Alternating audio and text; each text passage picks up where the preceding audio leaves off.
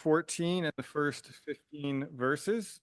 And we'll ask Brother Shem Abel to come forward and lead us in that reading. 1 Samuel 14, verses 1 to 15.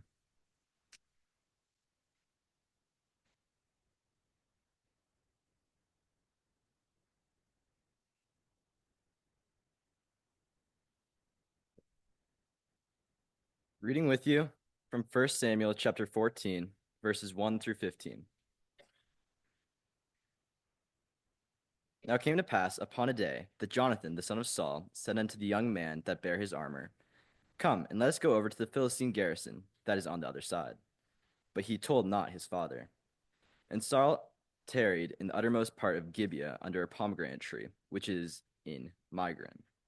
And the people that were with him were about 600 men. And Ahiah, the son of Ahitub, Ichabod's brother, the son of Phinehas, the son of Eli, Yahweh's priest, in Shiloh, wearing an ephod. And the people knew not that Jonathan was gone. And between the passages by which Jonathan sought to go over unto the Philistines' garrison, there was a sharp rock on the one side, and a sharp rock on the other side. And the name of the one was Bozez, and the name of the other, Sina. The forefront of the one was situate northward over against Michmash, and the other southward against Gibeah. And Jonathan said to the young man that bare his armor, Come, and let us go over unto the garrison of these uncircumcised.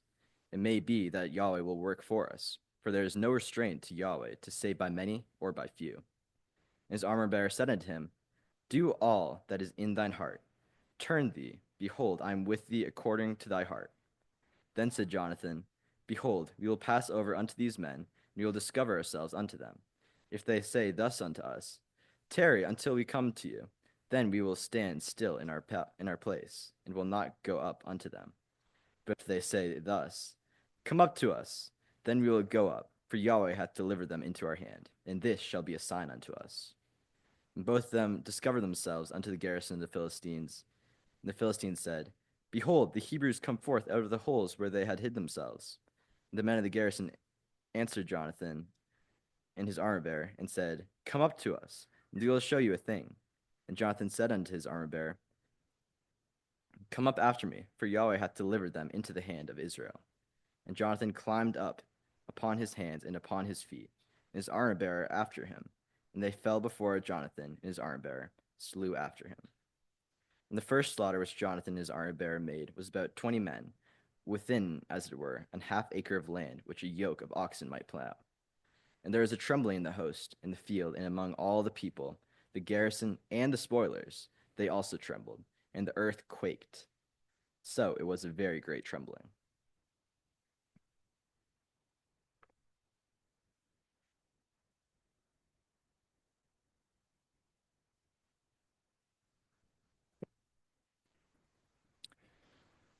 This is Watchung Lake Bible School 2025. Our speaker is Brother Dave Wisniewski. His series for the week is Developing Spiritual Intelligence from the Lives of Jonathan and David. This is class number 1, and the title is Leadership. Brother Dave, please.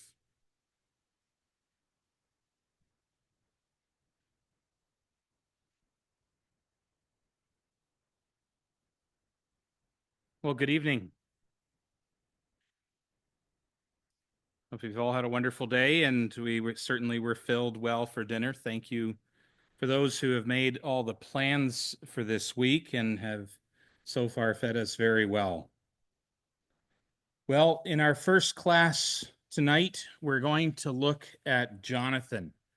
Essentially, we're going to follow the chronological order through 1 Samuel in these first set of classes anyways, and we see Jonathan first, and then we're introduced to David, and that's the pattern that we'll follow. And the spiritual quality or spiritual quotient that we hope to develop tonight is that of leadership. We said yesterday in our introduction that we'll see that Jonathan was able to inspire greatness in others. Well, Jonathan's name means Yah hath given. Yah hath given. And indeed, he had given. He'd given the nation of Israel an incredible example. He'd given to Saul an incredible example, his own son, if he had just followed the example and advice and counsel of him. And God has given to us a wonderful example in Jonathan in recording these events for us. Yah also gave David a wonderful friend, a friend better than one could ever ask for, as we'll see as we progress through our classes this week, God willing. We'll turn back a page from what we had read for us to 1 Samuel 13 and consider how the scriptures introduce Jonathan. We'll read together verses 1 to 4.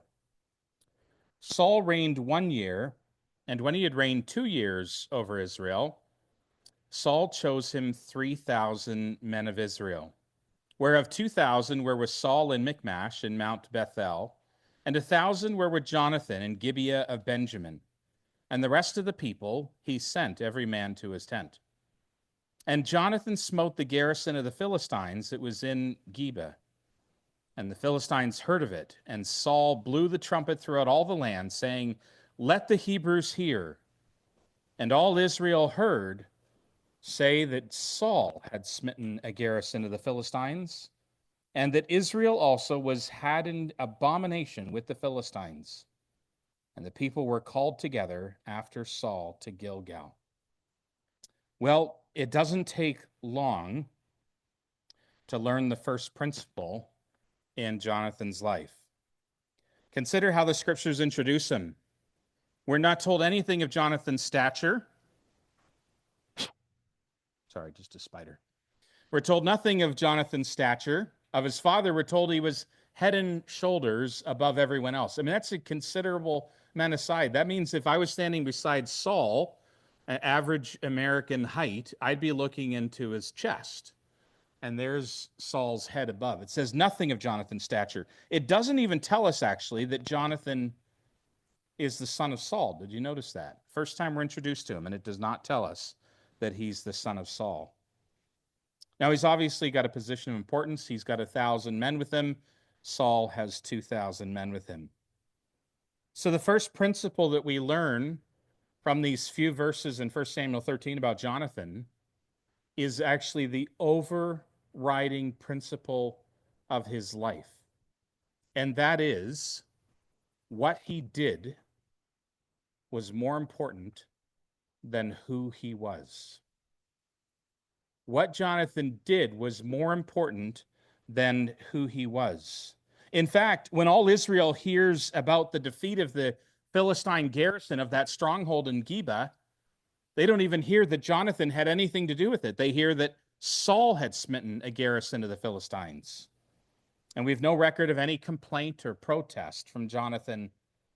He was just happy to do the work without concern about who got the credit. On President Harry Truman's desk, I read that he had a sign which read, "There is no limit to what a man can do or where he can go if he doesn't mind who gets the credit." Now, this, of course, is contrary to the pride of life. But we'll see this principle is repeated over and over and over again in the life of Jonathan. It's not about who he is. It's not about what his title was. It's not about what his role was in the ecclesia. It's about what needed to be done for God. What about us, brothers and sisters?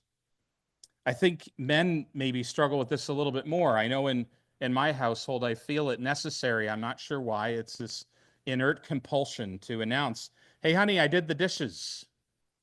Or, I took out the garbage. The recycling's all cleared." For whatever reason, we want to announce what we've done, at least in my household, and maybe it's similar in others. But what about an ecclesial life? Is who we are, is our role more important than what we do? Well, here's the reality of it. There's one person that can answer that question best. It might be our spouse, but usually that would be ourselves, isn't it? But we can only answer that question if we take the time to reflect on our own motivation. We know we can't judge the motives of others. We're told that very clearly in the words of Christ in Matthew 7. But we can judge ourselves. In fact, if we learn to judge ourselves, what does Paul say? Paul says if we can judge ourselves, we won't be judged in the day when Christ returns. If we become good at introspection, if we become good at self-reflection, if we become good at examining our own motives, well, then Christ will have nothing to judge because we'll have done the work for him in our lifetime. So let us be like Jonathan and worry about what needs to be done and not who gets the credit. And what a contrast to Saul, where who got the credit was even more important than what the truth of the matter was. Well, then we have the faith of Jonathan contrasted to the nation, don't we? As we come down to verse 4, all Israel heard two things. They didn't just hear a lie that Saul had smitten a garrison of the Philistines. They also hear that Israel was now in abomination with the Philistines. There's an echo back to Israel's history at this point in time, isn't there? Remember, another man, a judge in Israel, had gone and burnt the fields, the wheat fields of the Philistines. And Israel came up to Samson and said, "What are you doing? Don't you realize these are our rulers? And you're going to get them mad at us." And that was the state of Israel in Saul's day as well. They were now upset because Israel had an abomination with the Philistines. And clearly the Philistines had entrenched themselves in the land if Jonathan was going and defeating a garrison or a tower or a fort of the Philistines in the land. And the people were called together then after Saul in Gilgal. And we see the reaction then of the children of Israel as this massive army responds to what Jonathan had done. And so in verse 5 we read, "And the Philistines gathered themselves together to fight with Israel, 30,000 chariots, 6,000 horsemen, and people as the sand which is on the seashore in multitude. And they came up and pitched in Michmash, eastward from Bethaven." And so we've got this massive army now that's assembled in the land on the hill of Michmash. And the response of the people, well, we're told they hid themselves. Verse 6, "When the men of Israel saw that, they were in a strait, for the people were distressed. Then did the people hide themselves in caves, in thickets, and rocks, and high places, and pits. And some of the Hebrews went over Jordan to the land of Gad and Gilead. And as for Saul, he was yet in Gilgal, and all the people trembled after him," our margin says. What an unfortunate leader they had chosen. Then the remnant that was left in the land, that wasn't hiding themselves, that hadn't fled, are trembling. And in fact, we're going to find out that there is one more class of people, of the children of Israel, as the Philistine army comes up against them. But amazingly, brothers and sisters, what we're going to see by the time we come to the end of our class tonight, God willing, is that the faith, the courage, and the commitment to act of one individual will turn the entire nation from being faithless and fearful and trembling after Saul to being faithful and seeing God working salvation amongst them. The influence of one individual is able to turn the entire ecclesial community around. And what a lesson that should be for us. Well, at this point in time, there's this random epiphany that Saul has. Because Saul now remembers, wait a minute, I remember that Samuel told me something about the Philistines, a garrison of the Philistines coming to the hill of God, coming towards Jerusalem. And that was found back in 1 Samuel chapter 10, verses 5 to 8. When Samuel said to him, "Thou shalt come to the hill of God," that is Zion, "where is a garrison of the Philistines, and it shall come to pass when you come into the city, you'll meet a company of prophets." And this is where that saying became known as Saul also amongst the prophets, because the Spirit of the Lord came upon him. And then Samuel instructed, let it be, when these signs are come unto thee, that thou do as occasion serve thee, for God is with thee. And thou shalt go down before me to Gilgal, and behold, I will come down unto thee, and offer burnt offerings, and to sacrifice sacrifices of peace offerings. 7 days shalt thou tarry till I come to thee, and show thee what thou shalt do. Well, first of all, Samuel had told him that Saul should do as occasion offered to him. Saul didn't. Saul sat with his 2,000 soldiers, and Jonathan did as occasion was offered to him and went up against the Philistines. But now, having remembered this commandment, he goes down to Gilgal. Well, he's in Gilgal. All the people have trembled after him, and now he waits for 7 days, it says at verse 8, according to the set time that Samuel had appointed. But Samuel came not to Gilgal, and the people were scattered from him. And Saul said, bring hither a burnt offering to me and peace offerings, and he offered the burnt offering himself. And we'll get to see as we look at Saul more in our third class, the impetuous nature of this individual, the lack of planning, the inability to take control of a situation, the inept capabilities to be a shepherd. And he's waited 7 days. And most of Israel's already hidden anyways in thickets and caves and pits and fled across the river to the other side of the Jordan and trembled. There's only a small group with him as it is of 600 men. And yet he sees the people scattering from him and he says, okay, enough is enough. We've waited 7 days. Samuel's not here, and he makes the offering himself. Why is this inserted here into the record? We might just flow from 1 Samuel 13, the act of courage of Jonathan, the introduction of his spirit that overrode his life, which is what you do is more important than who you are.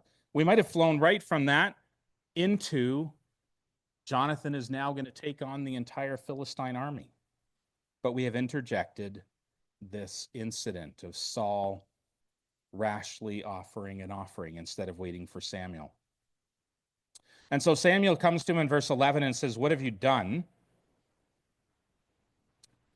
And Saul said, because I saw that the people were scattered from me, it's the people's fault, and that thou camest not within the days, it's your fault, Samuel, and that the Philistines were gathered together at Michmash, it's the Philistines' fault.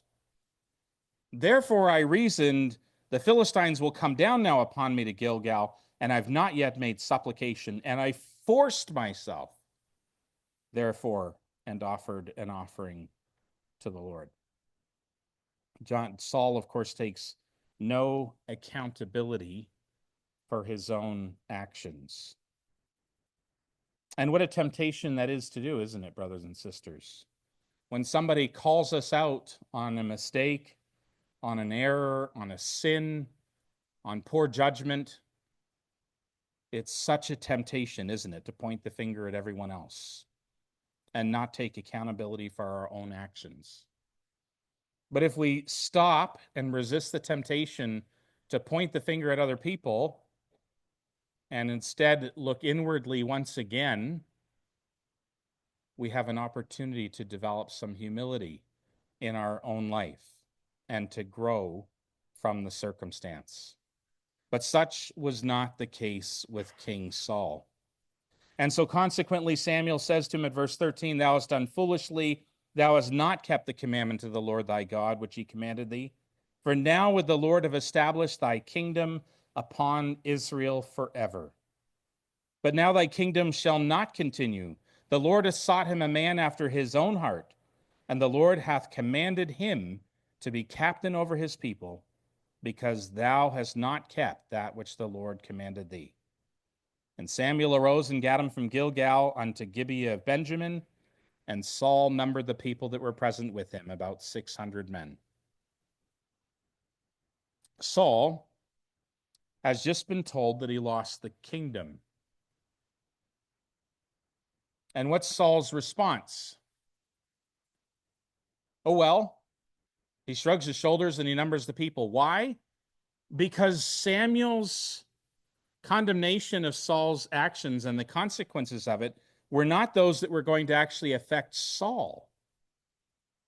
Who were they going to affect? Well, the next verse tells us in 1 Samuel 13, verse 16, and Saul and Jonathan, his son. See, the kingship was not being rent from Saul, not yet. That'll happen in 1 Samuel 15, just a couple of chapters away. The kingdom was being rent from Saul. God had given Saul every opportunity for success. We'll see as we come to our third class.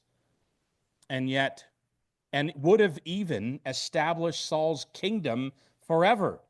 Of course, he knew that wouldn't happen. He'd prophesied through Jacob that the scepter would not depart from the tribe of Judah.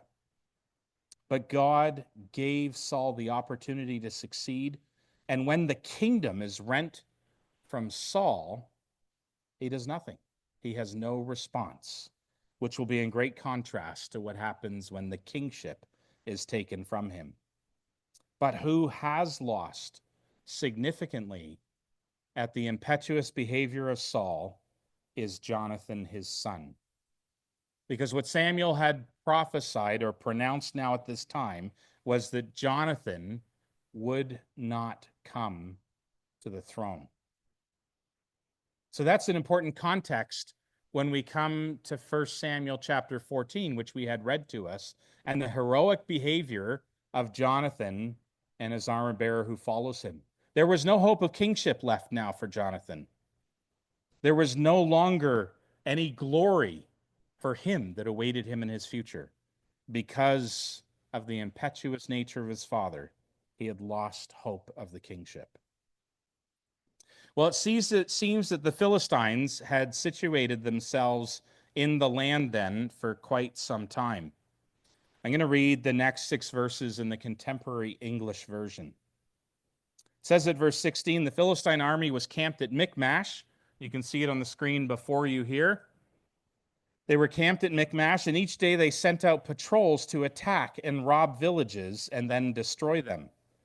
One patrol would go north along the road to Ophrah in the region of Shual. Another would go west along the road to Beth-horon. A third would go east on the desert, toward the desert on the road to the ridge that overlooks the Zeboim Valley. And the Philistines would not allow any Israelites to learn how to make iron tools. If we allowed that, they said, those worthless Israelites would make swords and spears. And we see the great disdain for God's people the Philistines had, just as the Ammonites exhibited just a few chapters ago when they came up and said they would make a league with Israel on the basis that every Israelite plucked out their right eye. And reading on in verse 20, whenever the Israelites wanted to get an iron point put on a cattle prod, they had to go to the Philistines. Even if they wanted to sharpen plow blades, picks, axes, sickles, pitchforks, they still had to go to the Philistines, and they charged them high prices. How humiliating for the nation of Israel.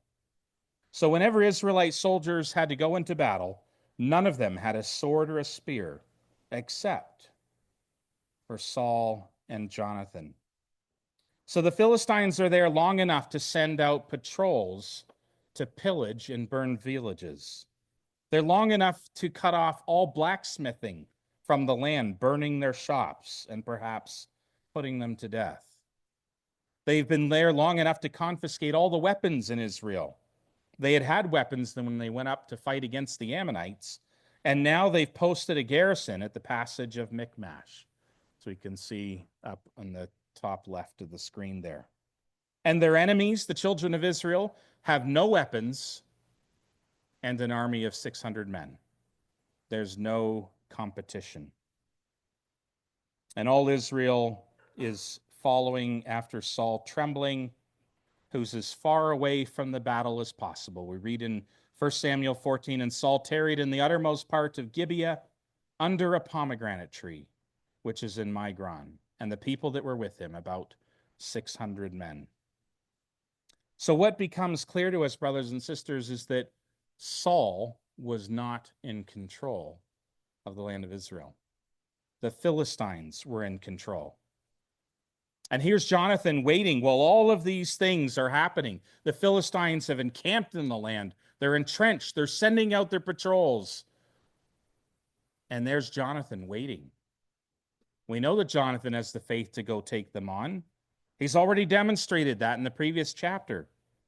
But his dad is the king of Israel. His dad is the captain of the people. We can imagine conversations.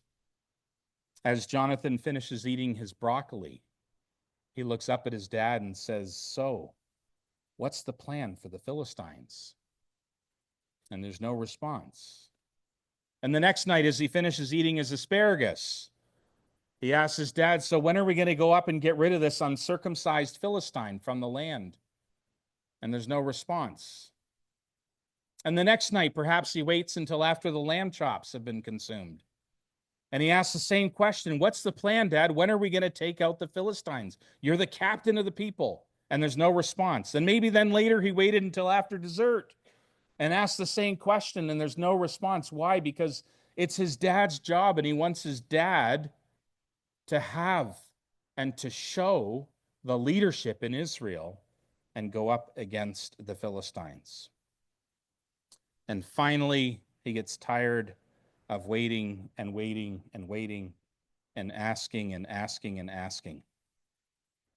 And so we read in 1 Samuel chapter 14 at verse 1 that Jonathan, the son of Saul, said to the young man that bears armor, "Again, now we know who he is." Why? Because he has no hope of coming to the throne.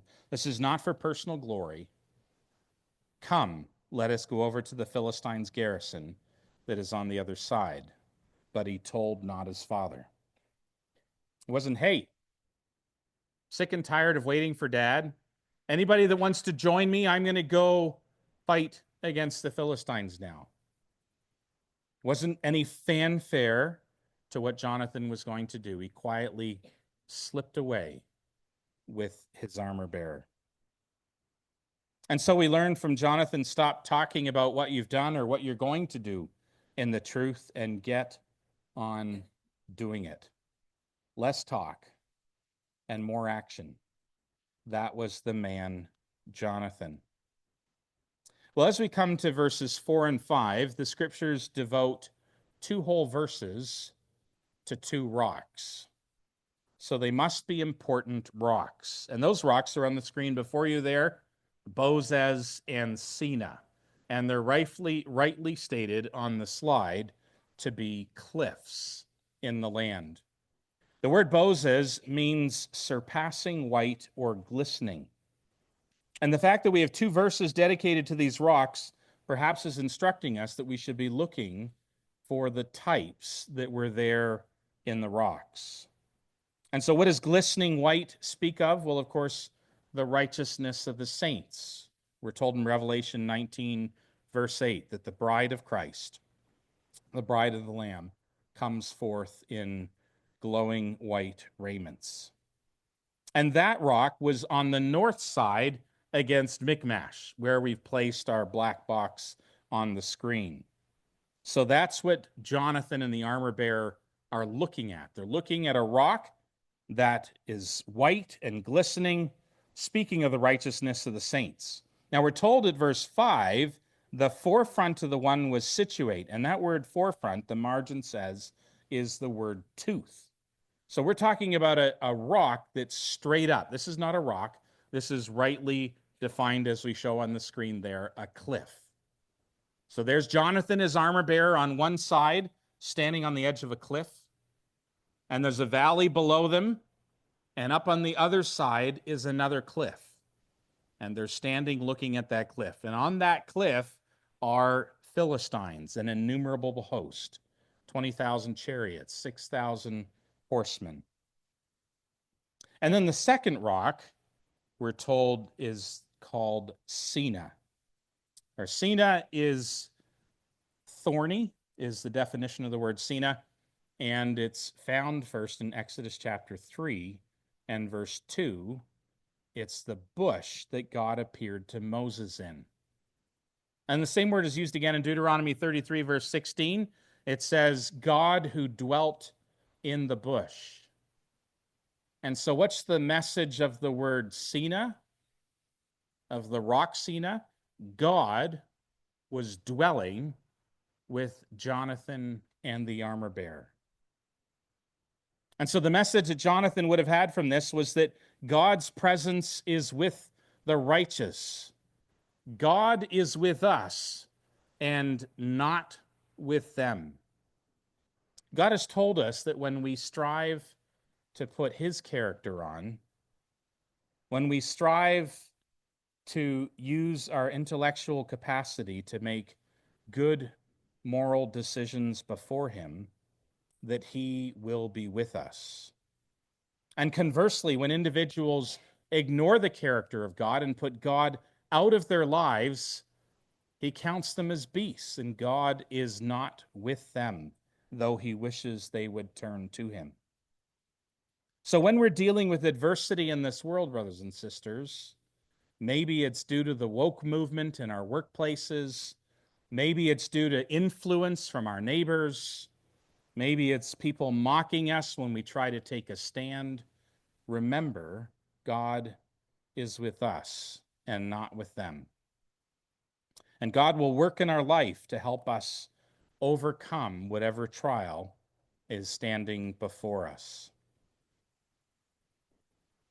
And so this was the reminder then, the encouragement that Jonathan got as he was standing on the rock Sina, looking over at Boses. God is with us and not with them. And so he says at verse 6, "Come," to his armor bearer, "let us go over to the garrison of these uncircumcised. It may be that the Lord will work for us, for there is no restraint to the Lord to save by many or by few." And I have no doubt in my mind, brothers and sisters, that Jonathan is now thinking back to other Bible heroes, thinking back to the days of Gideon, where 300 men with Gideon were able to defeat the Midianites. And would it have mattered if there were 10 times the number of Midianites in that valley? Would it have mattered if there were 100 times, 1,000,000 times? It didn't matter. It wasn't about Gideon and his 300 men. God fought with Gideon and his 300 men. And his mind is perhaps going back to Samson in his last day as he takes the pillars down and takes out a huge amount of the government of the Philistines. And his mind, no doubt, went back to Joshua, because a previous time that an army was described as sand upon the seashore, like the Philistine army has been described here, was when the kings of Canaan gathered themselves against Joshua. And it wouldn't matter if they'd brought up the Egyptians, and it wouldn't have mattered if they brought other people in and more kings had joined, because God was going to fight that battle. What a wonderful encouragement for Jonathan to be reminded, just based on where he was standing, that God is with us. We come to Bible school and we bring with us our burdens, don't we? Some of us might be standing fairly tall. Some of us might be crawling on the ground from the burdens that this life has placed upon us. And no doubt that armor bearer standing with Jonathan, he's following Jonathan. He believes Jonathan's a good leader. He's willing to go to his death, no doubt, for Jonathan. But he's looking at that innumerable host across the ridge. And he's thinking, how on earth are we ever going to overcome that burden? When God is with us, brothers and sisters, we can overcome insurmountable odds. And so we will see with Jonathan.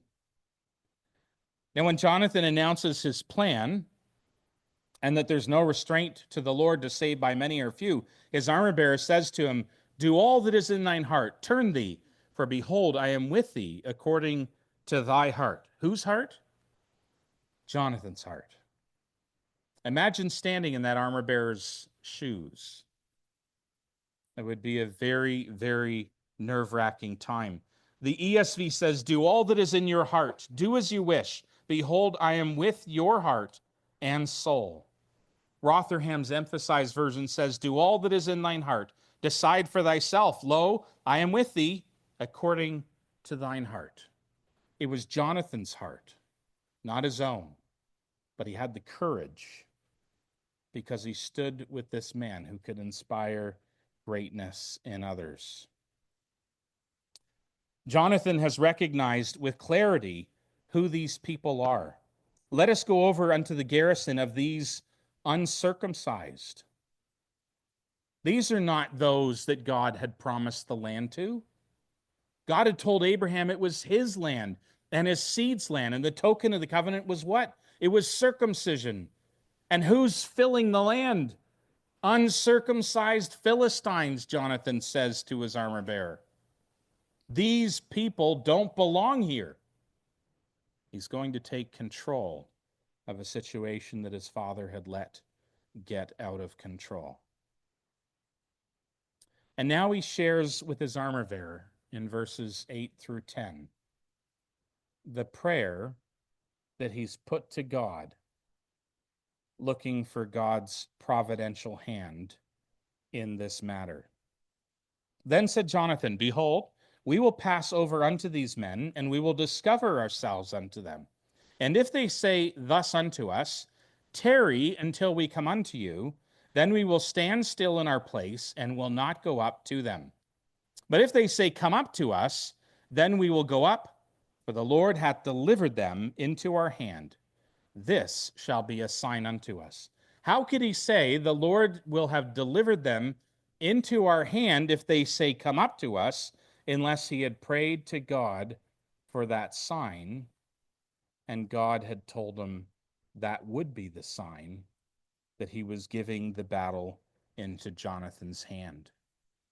And so not only has Jonathan committed this very important matter to prayer, he's shared how the decision is going to be made, what he had put to prayer to his heavenly Father. He shares that with his armor bearer. And then he commits to action. Now, remember, he's standing on a cliff. And the Philistines are standing on a cliff over there.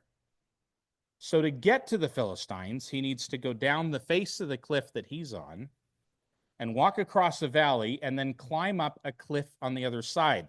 And he didn't have a harness or climbing ropes or those little clasp things that you can pound into the side of the rock. No, it says that he climbed hand over feet at verse 13 and his armor bearer after him. How easy would it have been for the Philistines to just pick up a rock, look over the edge, and drop it on Jonathan, and then a second rock and drop it on the armor bearer? But Jonathan says, this will be the sign that we're supposed to go and fight the Philistines if they tell us to climb the cliff to come up to them on top of the rock. And so they proceed with the plan. Verse 12, and the men of the garrison, verse 11, and they both discovered themselves to the garrison of the Philistines. And the Philistines said, Behold, the Hebrews come forth out of the holes where they hid themselves. And the men of the garrison answered Jonathan and his armor bearer and said, Come up to us, and we will show you a thing or two. And Jonathan said to his armor bearer, Come up after me, for Yahweh hath delivered them into the hand of us? No, Israel. Who was going to do the deliverance? Yahweh was going to do the deliverance. Who was going to have the victory? Israel was going to have the victory. Who was going to climb the cliff? Jonathan was going to climb the cliff with his armor bearer. Who was going to get to the top of the cliff and start beating up and killing Philistines? Jonathan was going to get to the top of the cliff and kill Philistines with his armor bearer. Yahweh has put the Philistines, delivered the Philistines into the hand of Israel. He didn't care about getting the credit. In fact, he wanted the credit to go to the Lord. For the Lord hath delivered them into the hand of Israel. And so Jonathan climbs up, and his armor bearer climbs after him. And as that armor bearer is getting closer to the top, he's got to be thinking, this is nuts. I love Jonathan and I'm willing to follow him to my death. But what are we going to do when we get to the top of this rock? And if we get past the top of the rock, because what we find out is the rock was a very narrow piece of rock that jetted out, which only about 20 Philistine soldiers could stand on. What are we going to do when we get to the 30,000 horsemen and the 6,000 horsemen and 30,000 chariots and the innumerable army of the Philistines? But he presses on, climbing up the cliff after Jonathan.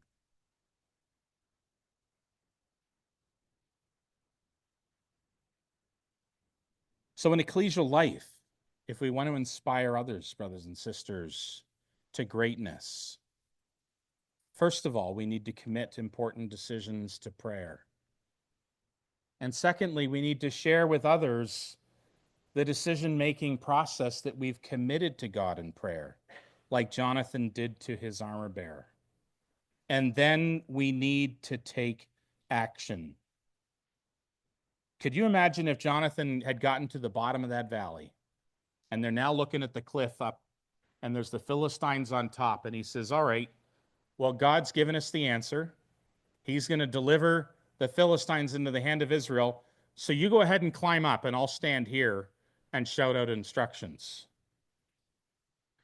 It would not have been so effective. No, Jonathan is in front. So if rocks are going to start rolling down the hill, down the cliff, they're going to hit Jonathan first. Jonathan took action. Jonathan got involved in the work. He didn't just stand at the sidelines dictating what needed to be done. And that can be us sometimes, can't it, brothers and sisters, in ecclesial life? Where we have a good idea and we want to see other people go get it done. And we can stand at the sidelines and we can yell out orders and then criticize people when it doesn't get done exactly the way we would have liked to have seen it done. That was not the principle of leadership that Jonathan is showing. Jonathan was himself involved in the work. He was committed to the work. He was climbing up the cliff, hand and foot. It says of David that the nation of Israel loved David because he went out and came in before the people. In fact, it was this characteristic of David that finally turned the house of Saul and the hearts of Saul's family to David and the nation of Israel to David. And the second principle we learn from this aspect of the story is that we should take the hardest tasks to ourselves. We'll be respected for it by others, and others will be motivated to follow us, just as the armor bearer was motivated to follow Jonathan. Go on, he said, I'll be right behind you. Well, as they come to the top of this cliff, they start punching and cutting Philistines. So it appears they fall before Jonathan and they're slain by the armor bearer. So maybe Jonathan's giving them a blow, knocking them to the ground, and the armor bearer's behind and shoving through with the one of two swords that are left in Israel. And they make their way along this rock that's probably about 10 feet wide, and they kill 20 Philistines. But as they come to the end, there's an innumerable host waiting for them. And surely that Philistine the armor bearer thought to himself at that point, well, this is it. We made our stand. We showed our faith. We were courageous, and now we've given our life to this cause of the truth. But when we stand for the truth, even a little, God is able to mightily respond to our faith and give a way of success. And so what happens when they get to the end of that little jet of land that's sticking out from the rest of the hill? There's a trembling in the host, in the field, among all the people, and the garrison, and the spoilers also, those that had been sent out to the villages that are pillaging and burning. There's a trembling so that the earth quaked, a very great trembling, or it says in the margin, a trembling of God. And look at what happens to this insurmountable trial that's before Jonathan and the armor bearer and before the nation of Israel. It says in verse 16, The watchmen of Saul and Gibeah of Benjamin looked, and behold, the multitude melted away. What a beautiful word to describe how God can deal with our trials. They looked and saw that trial that was before them, the innumerable host of Philistines, all of their chariots and all of their horsemen, it just melted away. It dissolved, and the pathway was made clear.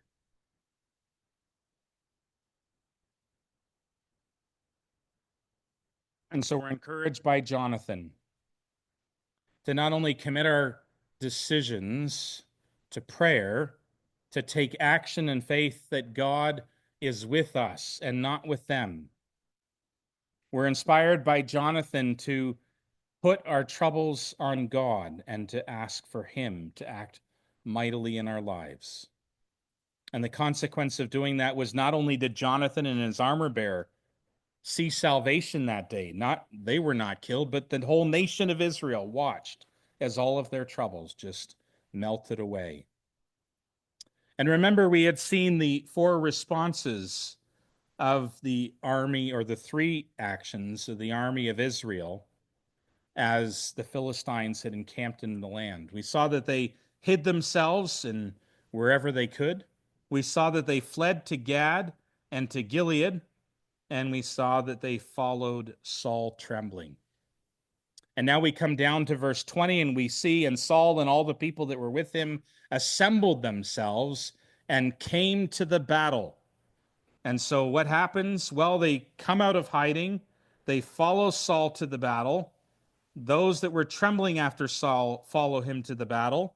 And then we read verse 21, and the Hebrews that were with the Philistines before that time went up with them into the camp from the country round about.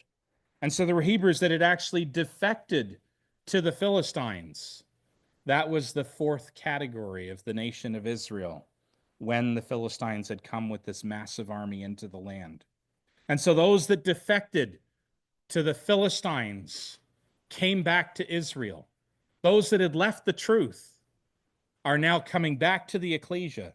Those that had fled as far away as they could go across the Jordan River are now inspired to come back. Those that were trembling after Saul are now rushing to the battle. Those that were hiding in their thickets and in the pits and in the caves peek their heads out and see the commotion, and they come and they follow after Saul. And all Israel has now been inspired to take up the cause, to take up a sword and to rid the land of these uncircumcised Philistines. We sometimes underestimate how much impact one person and one decision of one person can have in an ecclesia. In this case, it was a huge ecclesial community. It wasn't just the 3,000 soldiers. There were 200,000 soldiers with Saul earlier. These were hundreds of thousands of people that had disappeared, only 600 men left, trembling.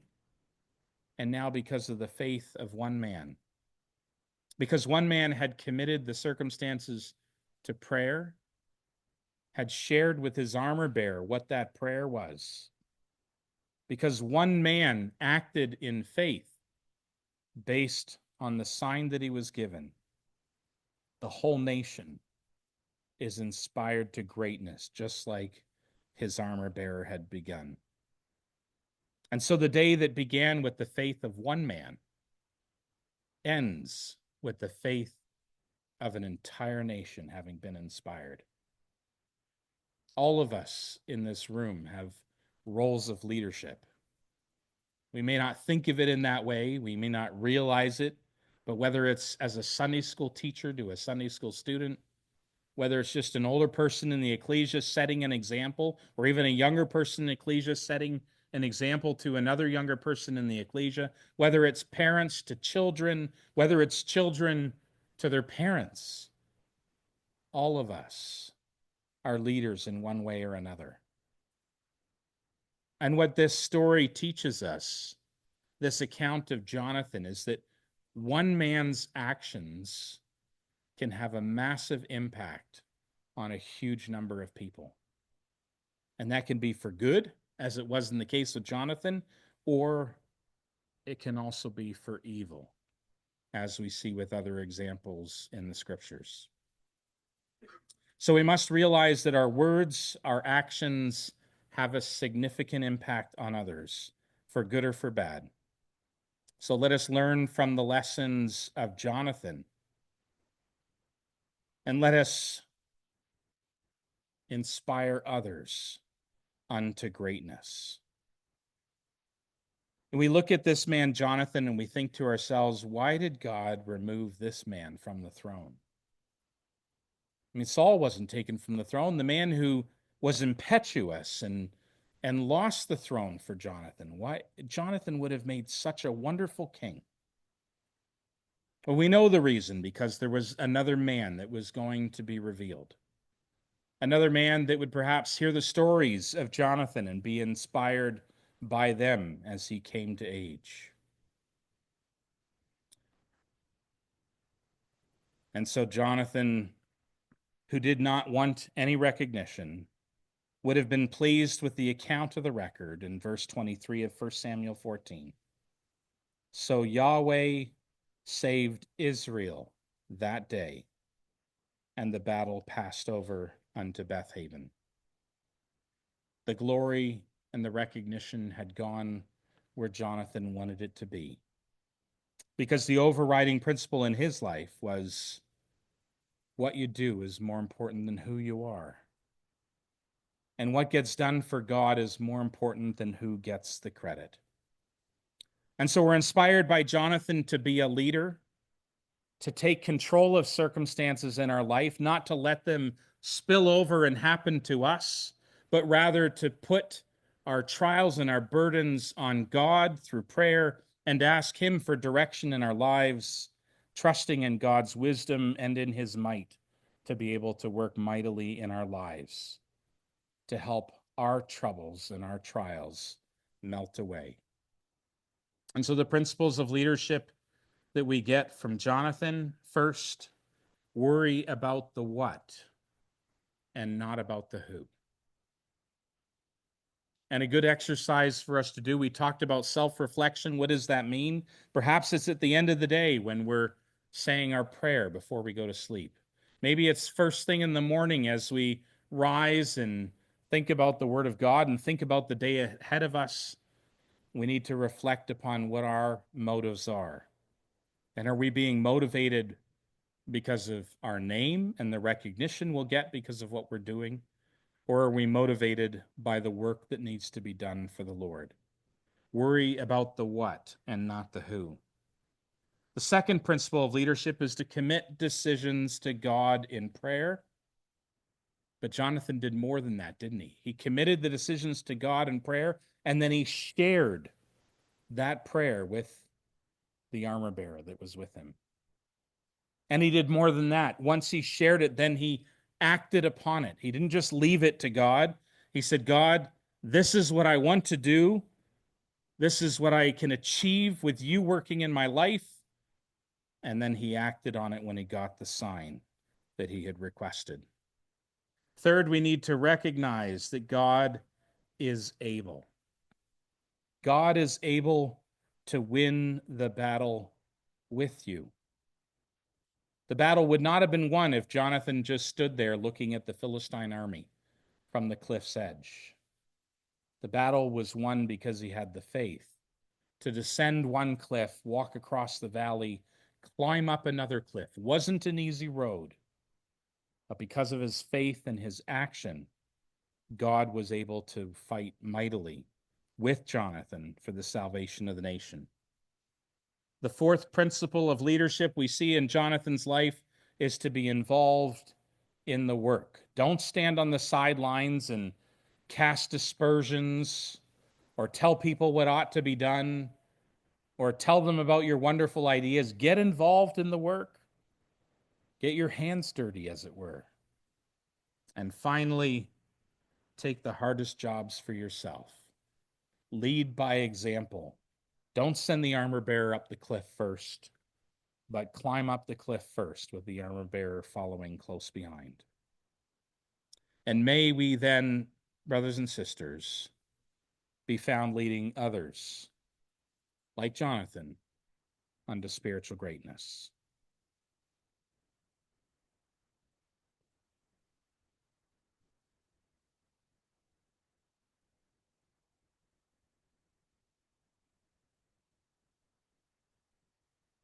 So many very real and applicable lessons from this fascinating